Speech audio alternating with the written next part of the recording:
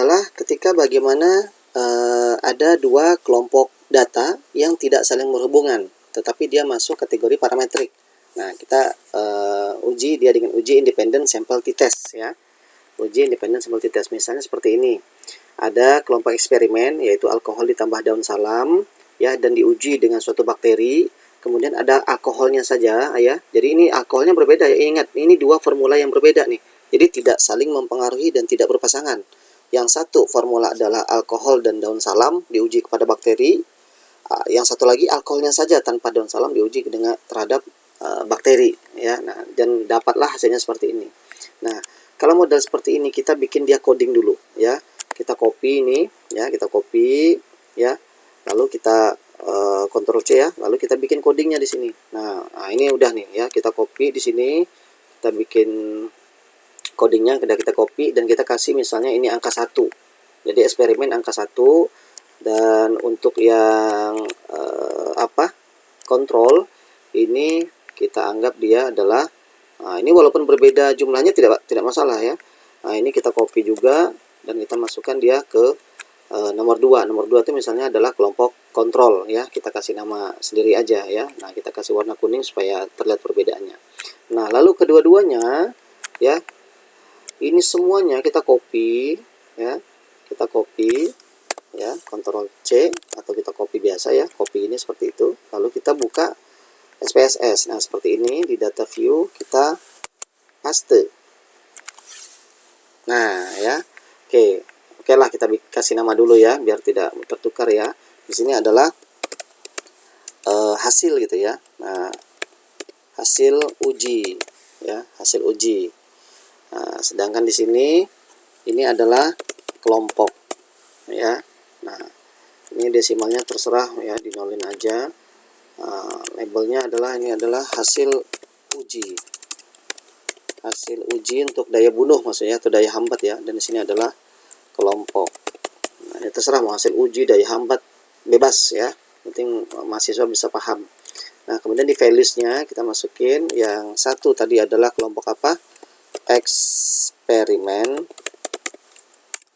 Dan yang nomor 2 adalah kelompok kontrol. Oke. Kita add, kita klik oke. Lalu kita seperti biasa mau uji dulu ya, apakah dia terdistribusi normal atau tidak ya. Walaupun kita sudah tahu ya, kita coba dulu deskriptif statistik, explore ya. Kita coba dia hasil uji ke sini ya. Enggak apa-apa.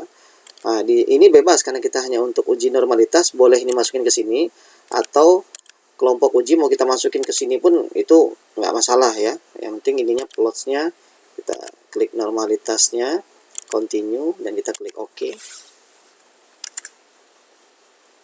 Ya. Nah, ini hasilnya ya.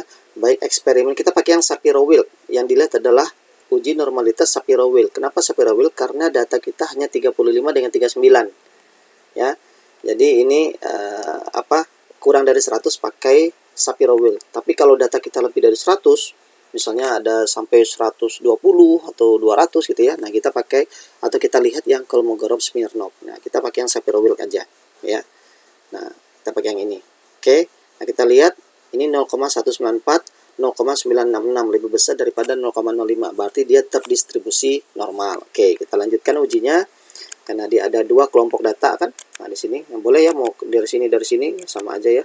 Nah, karena dia ada dua kelompok data yang tidak saling berkaitan, tidak saling berpasangan, dan dia parametrik karena dia terdistribusi normal, maka kita lakukan uji dengan cara analyze, compare, perbandingan, dan uji independent sample t-test. Dua kelompok data yang tidak saling berpasangan. Kita klik oke. Hasil uji kita masukkan ke test variable, kelompok uji kita masukin grouping, dan kita define group ya, ketik aja 1 ya, 2 karena hanya ada dua grup.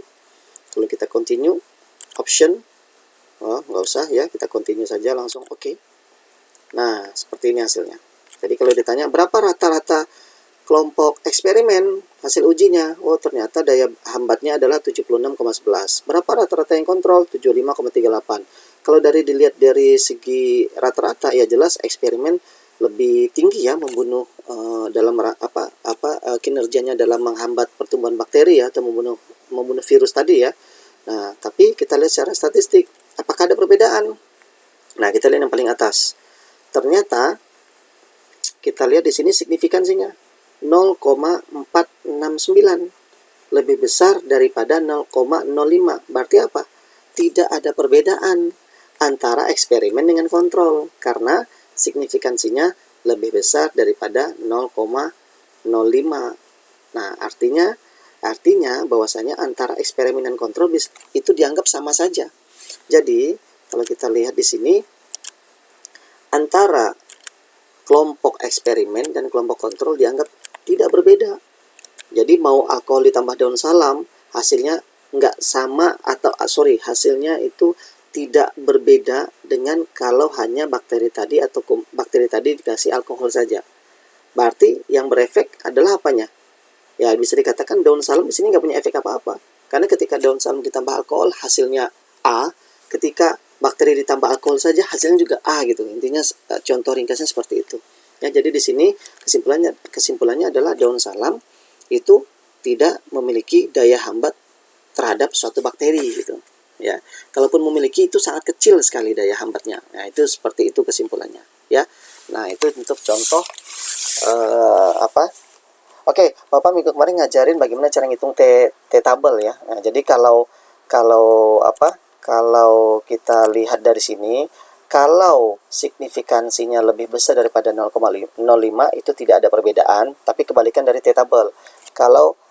Kebalikan dari T-hitung. Kalau T-hitung kurang dari T-table ya, T-hitung kurang dari T-table, maka dia tidak ada perbedaan. Tapi kalau T-hitung lebih besar daripada T-table, maka dia ada perbedaan. Jadi kebalikan ya, kebalikan dengan nilai signifikansinya. Sekali lagi, kalau signifikansinya itu lebih besar daripada 0,05, maka dia tidak ada perbedaan.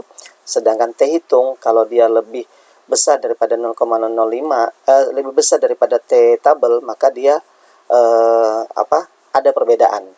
Oke, kita coba cek ya, kita coba cek aja ya. Ini T-hitung kita 0,727 ya. Nah, kita hitung gimana kemarin caranya, sama dengan TINV kita kurung probabilitasnya berapa? Ya 0,05 ya. Dan DF-nya berapa? Kita coba lihat DF-nya. Oh, DF-nya 72 ini ya, DF-nya 72. Oke, kita coba cek DF 72. Enter aja langsung. Nah, ini kita lihat. Oke, ternyata T-tabelnya ya, sekali lagi, signifikansi lebih besar dari 0,05 berarti dia tidak ada perbedaan, sedangkan T-hitung ya, T-hitung kurang dari T-table itu tidak ada perbedaan. Nah, nih ya. Jadi kalau T-hitung kurang dari T-table maka tidak ada perbedaan, tapi kalau signifikansi lebih dari 0,05 maka dia tidak ada perbedaan. Oke, kita lihat hasilnya tadi. Nah, T-nya berapa? 0,727. Oke, kita lihat. T-nya 0,727. Ternyata memang lebih kecil ya, memang lebih kecil daripada T-tabelnya berapa tadi? 1,99. Nah, ya. 1,99 ya, 3 gitulah ya. Nah, 34 lah gitu. Nah, seperti itu ya. Jadi ini kesimpulannya ya. Jadi kalau signifikansinya lebih dari 0,05 maka tidak ada perbedaan antara kedua kelompok ini, sama aja.